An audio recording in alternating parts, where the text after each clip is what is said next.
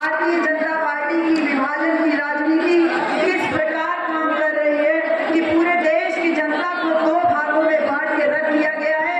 एक जो बीजेपी के समर्थक है वो देशभक्त है, और जो बीजेपी के समर्थक नहीं है उनको देशद्रोह का दर्जा दिया जा रहा है। इसी प्रकार सरकारी संस्थानों को भी दो भागों में बांट दिया गया है। मीडिया की क्या बात करें, मीडिया तो मुट्ठी भर लोगों की बिल्कुल गुलाम बनकर के रह गई है, और मीडिया भी